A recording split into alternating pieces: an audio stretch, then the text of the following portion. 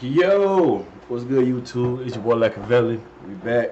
I look a little different with glasses on. My eyes tripping right now with contact, so gotta wear the goggles. But yeah, we finna jump into it, man. I just recently came across this page with guy Scott Fisher. He do like where this players went. Like he got like a Flimlo page. You follow Flimlo, he talks about different players and stuff.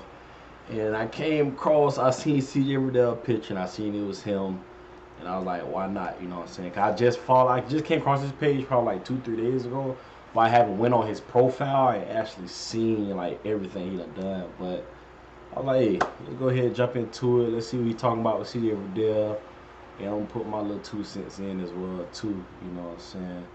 Cause he got good videos, great content as well too. So let's check it out, see what he talking about, man. Max in San Diego high school football history, was a freshman superstar at Oregon, and was even a Heisman Trophy contender during the 2021 season. Because of all that and a fantastic career, you'd think he'd be a pretty high draft pick, right?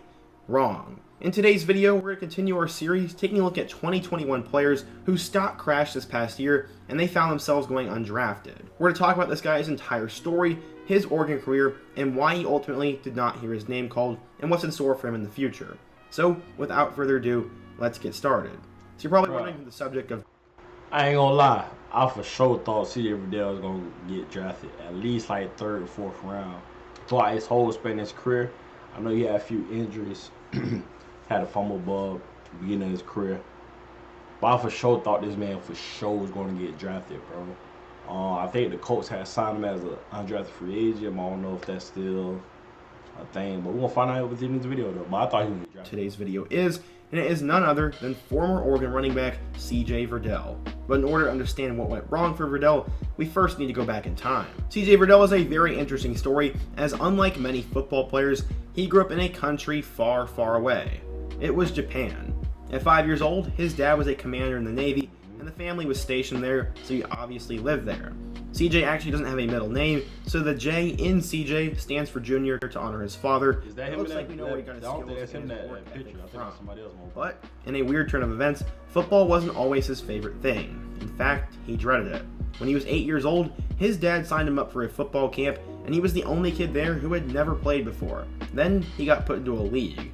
Verdell first played in that league when he was 9, and having never played a game, CJ cried on his way to practices, telling his dad he wasn't ready to play. Despite being the fastest player on the team, he was put on the offensive line. CJ's dad asked the head coach to give his son a shot at running back, and on his first carry, he took it to the house, and his time in the trenches was over. At the same time, his father started training him with pull-ups, push-ups, and dips. Well, when he got older in the middle school, he had him weight lift. He eventually arrived at the prestigious Mater Dei High School in Chula Vista, California, and expectations were very high for all the players there, including CJ. He began to break out as a sophomore, and his coach called him the best running back that no one knew about. This also led to interest from schools such as San Diego State, Colorado State, and Arizona State. Those aren't the biggest offers in the world, but he had to start somewhere. Eventually, alongside quarterback JT Daniels, Verdell started to become one of the better backs in the state and began to blow up as a recruit. At this time though, he was still your average 3-star player, but he had 4-star numbers. His junior year, he ran for 2,135 yards, 28 touchdowns, and averaged 12.6 yards per carry, while also catching 278 yards out of the backfield with 5 touchdowns there. In 2016, Verdell got his first chance to visit a big-time school, and that was Oregon. He came along for their spring game and was blown away by it all, almost to the point where he committed on the spot, but he wanted to make sure he was making the right decision. His mom even tried to talk him into committing while he was there, but he had this to say about the whole matter. Quote, "When I got there, it was a big wow factor. I was close to committing. My parents loved it, and they wanted me to. My mom was honestly pushing for it. She said that it checked all her boxes, so why wouldn't I commit? I thought about it, but I decided I'd come home and think about it a little more." Eventually, after thinking, he chose the Ducks over the likes of Arizona, Arizona State, Cal, Colorado, Oregon State, Utah, and Wisconsin. As you can tell, the majority of his offers were from Pac-12 schools, but the fact that Wisconsin offered showed that he had a lot of upside, always seemed to find those talented running backs. Here's what he had to say about his commitment. Quote, "After acknowledging God and talking with my family, I've decided to commit to the University of Oregon. I would like to thank God for blessing me to be in this position and all of these colleges and coaches that thought of me enough to offer me. To my future coaches, I'm ready to go." He was now a Duck, but his eyes were still on the high school turf. His goals for his senior year included another state title, 3,000 yards rushing, and 30 touchdowns. If he in fact did that, he'd break the season rushing yards record, which was set by former USC running back Dylan Baxter all the way back in 2009. He didn't end up breaking the record, but he had a very impressive career with the team. He rushed for 4,855 yards and 64 touchdowns, adding 10 more through the air. He started 3 years for Mater Dei, and not only did he have great stats, but he also had high praise from scouts. One even went as far to say this, quote, "Verdell is a solid running back with a home run hitter skill set. His balance and cutback skills are elite. He should see the field early on in his collegiate career and has an NFL future after college." Despite that, he was not ranked that high, as according to 24/7 Sports, Verdell was a 3-star recruit, the number 27 running back, and the 443rd best player in the class of 2017. Not bad, but he wasn't seen as one of the top backs in his class, and you'd have to prove people wrong. He had under-the-radar kind of hype, so how would he do when he got to Oregon? Let's take a look. When Verdell eventually arrived to Oregon, Coach Cristobal had very high praise for him. He said, quote, "When Verdell got here as a freshman, you could kind of trip tackle him or kind of knock him over, and now you better put your hat on him. You better wrap him up pretty good and rally to the football because he's going to be a tough guy to bring down." What Cristobal is saying, Hey, he not lying, because I got friends that played around the same era, around the same time. And they said exactly how Verdell run into the games. Everybody know, if you're an Oregon fan, you know how hard Verdell runs. You know what I'm saying? He get tripped up and he fall 10 yards forward. They said in practice he used to run exactly like that, way too damn hard. is this guy improved a lot. After redshirting in 2017, he would start to play in 2018. Led by star quarterback Justin Herbert and star receiver Dylan Mitchell, the Ducks had a pretty good offense, but they lacked a go-to running back. At the beginning, it looked like Tony Brooks-James was going to be the starter, but eventually, C.J. Verdell and Travis Dye emerged. In 2018, he'd go over the century mark against Portland State, and he'd also register his first touchdown. Week 4 was a very defining moment for Verdell and Oregon, as the Ducks had a lot of hype, and Verdell was having a great game. To that point, he had over 100 yards and a touchdown, but he would make a critical mistake. With under 2 minutes to go and a chance to win, Verdell would fumble the ball away, and that was his first fumble of his career, and it would prove to be devastating as they lost in overtime to the Cardinal 38-31. The fan base was angry at him, and Verdell was in tears on the sideline, but it proved to be a valuable learning lesson for him. The following week, in a win over number 24 Cal, he went for over 100 yards, and then he redeemed himself for what happened at Stanford. In a win over number 7 Washington, Verdell went for over 100 yards and 2 touchdowns, and had the game-stealing touchdown in overtime to beat Washington. This was huge for Verdell, and that is the moment where he started to break out onto the national spotlight. After that, he had a great game against UCLA, scored a touchdown in a win over Arizona State, and then had a career-defining game in the Civil War. In a 55-15 win over the Oregon State Beavers, Verdell ran the ball 23 times for 187 yards and 4 touchdowns. Also, add in the fact that he had a receiving touchdown. This guy had over 200 all-purpose yards and 5 touchdowns as a true freshman, and that would be a great finish to the regular season, but they're done just yet. They ended up getting selected to play in the Red Box Bowl, where in a really bizarre game, they beat the Spartans 7-6. In that game, Verdell crossed the 1,000-yard mark as he finished the season with 1,018 yards and 10 rushing touchdowns.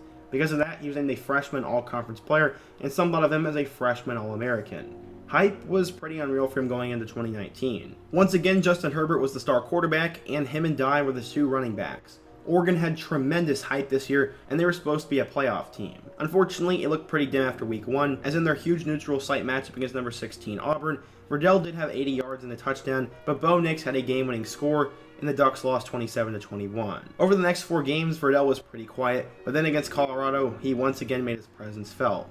In a 45-3 win, he ran the ball 14 times for 171 yards, closing in on his career high. Flash forward 2 weeks, and he had the best game of his entire Oregon career. He ran the ball 23 times for 257 yards and 3 scores against Washington State, and they needed every yard as they only won that game by 2 points. After that, he once again had a pretty quiet end of the season, but like he always did, he had a big game when it mattered most. Against number 5 Utah in the Pac-12 championship game, Verdell went for over 200 yards and 3 touchdowns and helped the Ducks win the Pac-12. Obviously, this was not enough for them to make the playoff because they had already lost to Arizona State, but they would play in the Rose Bowl against Wisconsin, where Justin Herbert stole the show, and Verdell was just a side piece, and they beat the number 8 Badgers 28-27. Verdell built upon his freshman year with over 1,200 yards rushing and 8 touchdowns. If he could just perform well in 2020, he could find himself as a first or second round draft pick. How would he do then? Well, everything got messed up, and Verdell only got to play in 5 games in 2020. The Pac-12 had more strict rules than the other conferences, so he had to make the most of it. He went for over 100 yards in his first 2 matchups against Washington State and Stanford, and scored a touchdown in his first 3 games. Unfortunately though, he didn't do a whole lot towards the end of the year, and he only played in 5 games, registering 285 yards and 3 touchdowns. This was not enough for him to go off to the NFL, so he would return for 1 more year. 2021 was his big season. In week 1 against Fresno State, he went for over 70 yards and a touchdown, and then he'd have one of the games of his life in week 2. The Ducks would travel all the way to the Horseshoe in Columbus for a pivotal non-conference game. If the Ducks could win this, they were in the driver's seat to the college football playoff, and they'd pull off one of the biggest upsets we've seen in quite a while. That is exactly what they did, and CJ Verdell was a huge part of this. He had 3 total touchdowns in this game, had 161 yards rushing, and averaged 8.1 yards per carry. Because of him and Anthony Brown, they beat the Buckeyes 35-28, and this was huge for the program. After that, Verdell had a touchdown against both Stony Brook and Arizona, and he was slowly building Heisman momentum. His numbers weren't super eye-popping, but he delivered in big games and was consistently scoring the rock, so honestly, it looked like he could become one of the top backs in the country. Then the Stanford game happened. In a game against the Cardinal, Verdell had ran the ball 17 times for 63 yards and a touchdown, and then one moment ended it all. After getting tackled, he broke both his fibula and dislocated his ankle, and it looked like his season was done. Not only was his season done, but Oregon's was too, as they lost to Stanford in overtime, and this was a huge blemish on their resume. Verdell would finish the season with 406 yards rushing and 6 touchdowns, and it paved the way for Travis Dye to take over and becoming a 1,000-yard rusher. After the 2021 season, Verdell decided he would declare for the 2022 NFL Draft, and many thought he should have just returned. He was very productive at Oregon, and in fact became just the 3rd Oregon freshman to ever rush for 1,000 yards, but with the injury and everything that had happened the last 2 years, it would have been wise for him to spend 1 more season at Oregon. Because of that, he would end up paying for it, as his name was not called in the 2022 NFL Draft. Thankfully, he would get picked up by the Indianapolis Colts, but you're probably wondering, why did he go undrafted? Well, the dip in production because of lack of playing didn't help, but also the NFL places less of a value on running backs. He had pretty poor combine numbers, wasn't a great pass catcher out of the backfield, and that injury he had scared some teams away. All those factors combined led to him going undrafted, but all hope is not lost for Verdell. There are plenty of undrafted rookies that make rosters, and he honestly has a good opportunity with the Colts. They already have their superstar in Jonathan Taylor and their backup in Nyheim Hines, but there is a 3-man battle for that 3rd spot. This will be between CJ, former Washington State rookie Max Borghi, and then former Duke back Deion Jackson. Honestly, I think it'll come down to Verdell and Borghi, and both have their pros and cons, but Verdell is a better runner in my opinion, and will have an opportunity to make the roster because Nyheim Hines is already that dynamic weapon. The CJ Verdell story is pretty sad, as he was a star for 2 years at Oregon and had all the potential in the world, and was even building Heisman momentum before he got hurt. And you never want to see a player's stock fall like this, but that's just how it went. But I do think he's going to bounce back and hopefully find a role in the NFL. Either way, I hope you guys enjoyed today's video, and please let me know what you think. Who's another player whose stock fell or went un- Damn, CJ. That boy did his thing at Oregon while he was there, though, man. Nonetheless, but hey, that's what dreams made of. Hopefully, shit keep going good for him and his other leagues if the NFL don't work out for him. Like, subscribe, hit the notification button. I'm Lackavelli, man. Shout out to CJ Verdell.